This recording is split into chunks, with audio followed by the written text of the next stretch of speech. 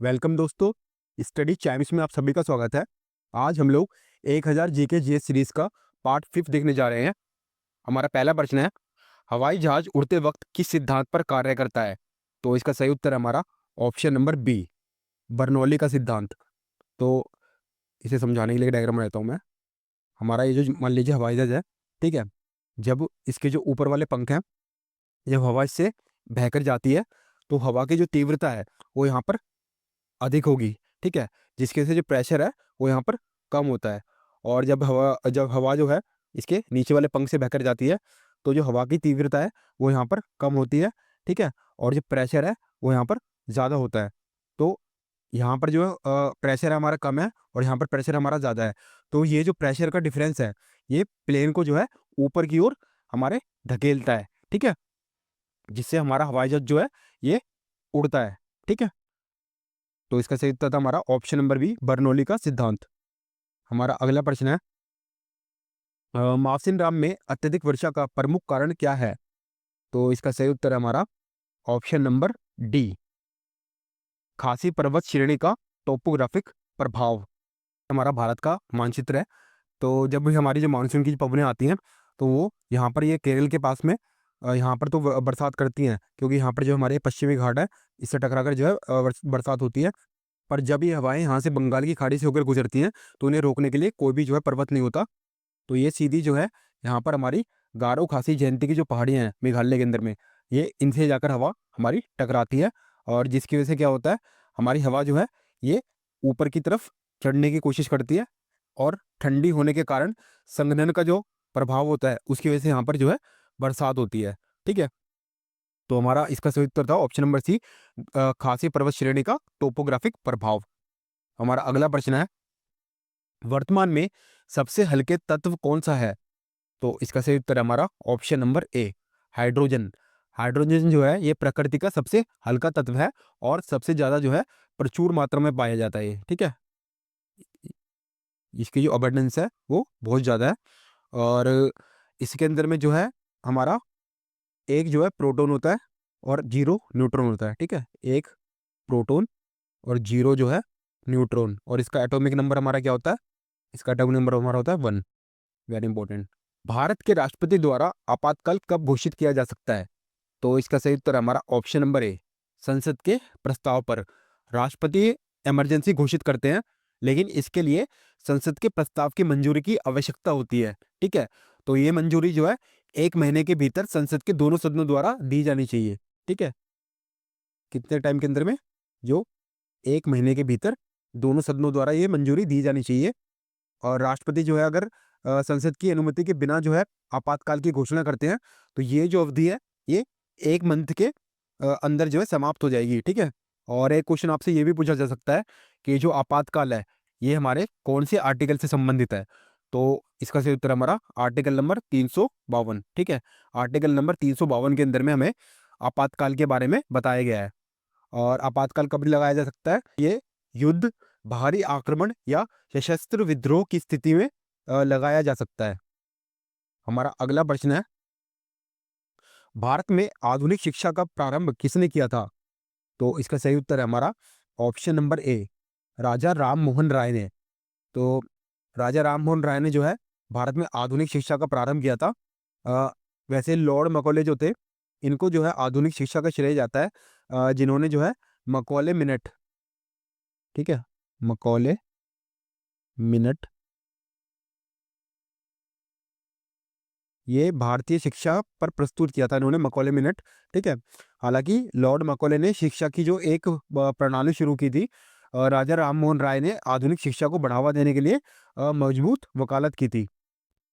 हमारा अगला प्रश्न है, मुद्रास्फीति के कारण क्या हो सकता है? तो इसका सही उत्तर है हमारा ऑप्शन नंबर ए, अधिक मांग, यानी कि एक्सेस डिमांड। तो हमारी जो वस्तुओं की जो मांग है, ठीक है, वो अगर अ, ज़्यादा होगी किससे? आपूर्ति से, ठीक है। मतलब जो चीज़ें हैं उनकी आपूर्ति कम है और उनकी जो डिमांड है वो ज़्यादा है, तो उस केस में क्या होगा? हमारा मुद्रास्फीति होगी, ठीक है। जैसे मान लीजिए अगर कोई एक चॉकलेट है, ठीक है, तो उसको खरीदने वाले जो है ज़्यादा हैं और उसकी जो आपूर्ति है वो कम है, तो ऐसे में क्या होगे, जो प्राइस है वो बढ़ जाएंगे, यानी कि इंक्रीज कर जाएंगे। ठीक है, तो ये हमारा मुद्रास्फीति का कारण होता है, अधिक मांग, जिसे हम लोग डिमांड पुल इन्फ्लेशन भी कहते हैं। ठीक है, हमारा अगला प्रश्न है, गोल्डन थ्रेशोल्ड किससे संबंधित है? तो इसका सही उत्तर है हमारा option number C. Golden threshold जो है ये प्रसिद्ध कवियत्री सरोजिनी नायडू के कविता संग्रह से संबंधित है। तो ये इनकी कविताओं का पहला संग्रह था, और ये जो है सन 1905 के अंदर में प्रकाशित हुआ था। ठीक है, तो आपको याद रखना है ये गोल्डन थ्रेशोल्ड वेरी इंपॉर्टेंट है। हमारा अगला प्रश्न है, कौन सा पदार्थ प्राकृतिक रूप से रेडियो एक्टिव नहीं है? तो इसका सही उत्तर होगा हमारा option number D, beryllium. Beryllium जो है ये प्राकृतिक रूप से रेडियो एक्टिव नहीं है। हमारा अगला प्रश्न है, ब्रह्म समाज की स्थापना किसने की थी? तो इसका सही उत्तर है हमारा ऑप्शन नंबर ए, राजा राम मोहन राय ने। तो राजा राम मोहन राय ने जो है 1828 के अंदर में ये एक सामाजिक सुधार आंदोलन चलाया था, जिसमें सती प्रथा और मूर्ति प्रथा के ये विरुद्ध थे।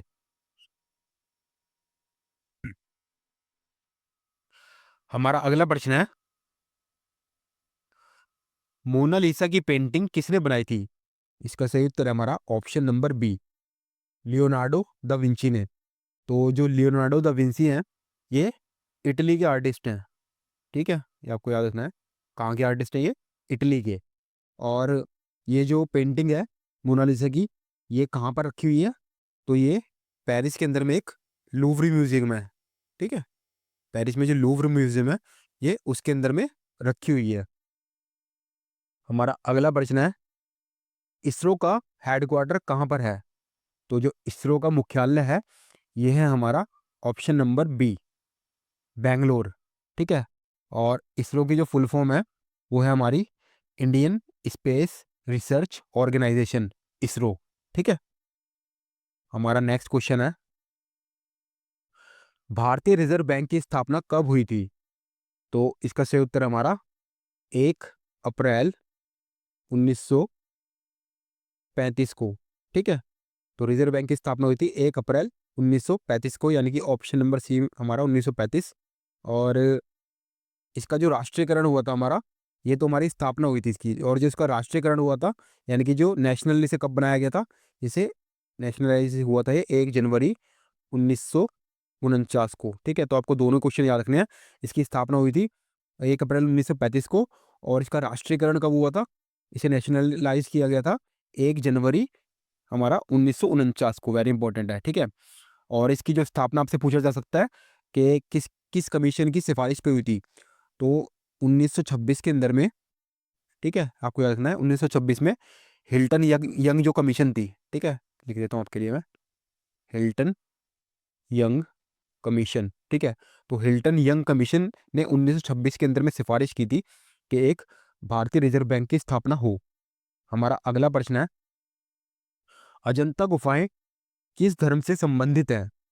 तो इसका सही उत्तर है हमारा ऑप्शन नंबर बी, बौद्ध धर्म।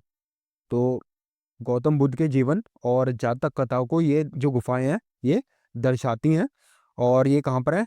ये महाराष्ट्र के औरंगाबाद में है। Very important. ठीक है, आपसे पूछा जा सकता है कहाँ पर पड़ती है ये गुफाएं महाराष्ट्र के अंदर में? तो ये महाराष्ट्र में औरंगाबाद के अंदर में है। और ये टोटल कितनी गुफाएं हैं ये भी पूछा जा सकता है।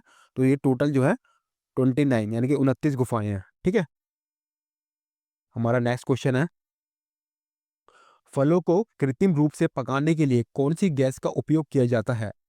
तो इसका सही उत्तर है हमारा ऑप्शन नंबर सी, इथाइलिन। ठीक है, फलों को कृत्रिम रूप से पकाने के लिए इथाइलिन गैस का प्रयोग किया जाता है। हमारा नेक्स्ट क्वेश्चन है, फोटोन क्या होता है?